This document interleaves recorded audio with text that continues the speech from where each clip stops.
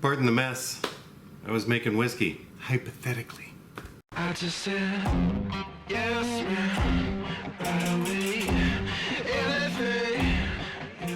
So this video is not about that. This video is about a little test that I've had running for the last month. Now you notice from the video thumbnail that I had these jars out in the sun.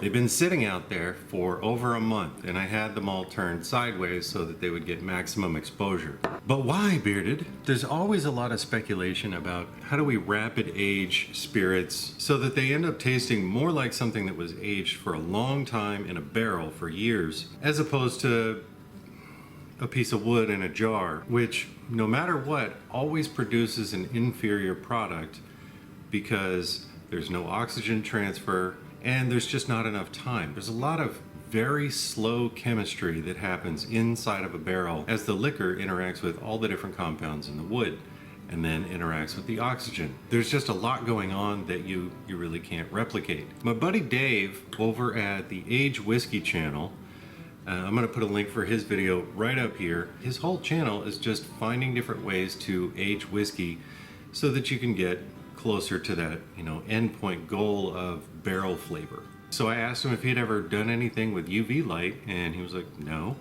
And then about an hour later, he posted this on Instagram. He just went out to his garage, built this little box, put a UV light on it, and then started his experiment. He ran that for a month. He got a very definitive result between the dark bottle and the bottle that was exposed to UV light for a solid month, 4 hours a day for a month, I think. He got a very distinctly different spirit out of both of those. And so when I saw him build that box, I was like, well, that's really cool. In one of my previous videos for the Faints run, the All Faints run that I aged on wood, I'll put a link to it right up here. You can see in that video that these jars looked different. Specifically, if you look at the apple jar, that's the apple wood. Here's the apple wood now. Within like 3 days of me putting it out in the sun, it went really, really light. So you may be wondering, what does light actually do to a spirit? How does that help it age? If it's in a barrel, it's dark. Think about like a patio deck or a wooden fence that's left untreated. It turns gray really fast. And then if it's left out in the sun for, 5-10 years, that wood can actually start to get brittle. The first layer of that wood is going to get pretty porous. It's from solar radiation breaking down the tissues in that wood. The thing is, as the light hits the wood, it breaks it down and it allows more of the spirit to interact with more of the wood surface. So it's basically kind of degrading the wood to help the liquor get inside and pick up those flavors a little bit faster. So there's a guy in California. He started the Lost Spirits Distillery. So he built this reactor where he would pass the spirit through these clear glass tubes and pump massive amounts of light at this stuff so that it would react with the wood faster. And according to him, he was able to take a 6-day-old whiskey or a 6-day-old rum and make it taste like it had been in a barrel for like 20 years or something. So you look at that, from a marketing standpoint, oh, that's really interesting. But then you look at Dave's result in his video for 1 month, where he was just testing a UV light that he got from Home Depot on like 150 mils of spirit. And he got a very distinctly different result between the dark bottle and the light bottle. According to the Lost Spirits guy, he uses light sources that are like 2.5 times brighter than the sun. I'm not going to build something like that. I'm going to let Dave do that on his channel. He's going to figure it out for all of us and figure out what works best, and then we can build our own. I mean, that's the goal when it comes to aging, is to come up with a conglomeration of different methods like ultrasonic aging, adding oxygen, using light. I think ultimately, if somebody figures out the magic process, it's going to be several stages of things that you do in order to treat your spirit, not just one, stick it in an ultrasonic cleaner kind of thing. That works, but it's not the whole package. It definitely doesn't get you all the way there. It gets you part of the way there. So that was a lot more talking than I planned, but it's kind of an interesting topic and I like it. All right, so before we get to the tasting, I just wanted to say a huge shout out And a thank you to all of these guys right down here. Thank you guys so much for being my patrons, supporting the channel. You're really the only reason why I get to do weekly videos. So thank you guys so much. I'm absolutely grateful. Let's give these a taste and see how they came out, see how they're different from how they were last time we tried them. All right, this one is the cherry. Stupid bifocals. Really nice color on it, and it seems lighter than the previous version as well. I didn't increase the amount of wood or anything. I think I'm picking up a little bit more fruit character. There's a little more tannin in it than there was last time, but there's definitely more fruit to it as well. You know, with cherry wood, you're not necessarily going to get a hard cherry flavor, but it reminds me of that cherry flavoring that we got from Olive Nation for doing the seltzers. More on the flavor than the aroma, I think. So that's cool. This is the charred oak, and you can see the color on that one is really nice. I think it might be a little lighter, a little more smoky oakiness than I remember. Brown sugar. It's got a way better mouthfeel, a lot better body, so I think it's pulled even more of the sugars out of the wood. Really strong vanilla. Really strong vanilla. The tannin level is about the same. There's a little bit of pepperiness that wasn't there last time too.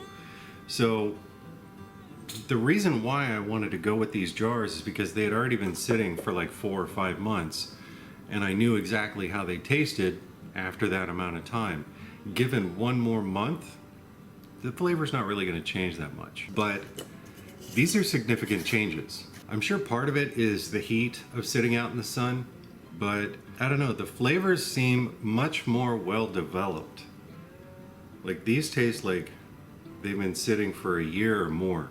Okay, so the last one we're gonna try is the applewood, and as you can see, that is much lighter than it was initially. I don't really have an explanation for that. It's a little appley. Oh wow, though, on the flavor, this is really, really soft. And that's interesting.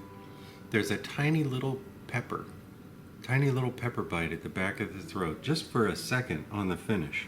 Very low on the tannin. It's very smooth. I know everybody hates that word, but it's very smooth. The aroma is very mild. It's green apple skins and that little bit of pepper. What does this mean? There is definitely something that happened. These are drastically different from how they were a month ago, after nothing was done with them other than just sitting out in the light. But they were sitting out in the garage, where it also goes through hot and cold. I think the light had a little bit more to do with it. Was this worth it? Yeah, I think so. Now, granted, this was a very informal test. I did it on a whim. There was no control vessels to compare it to, you know, with the same wood, same amount of time, and no light exposure. But based on my results and Dave's results, anecdotal though they are, I think it warrants further testing and experimentation from all of us. As we build this process of ultrasonic aging or tumbling or oxygen exposure or light exposure, Dave is a perfect example. You know, he just went to Home Depot and got a light, and he threw together a wooden box and made it happen.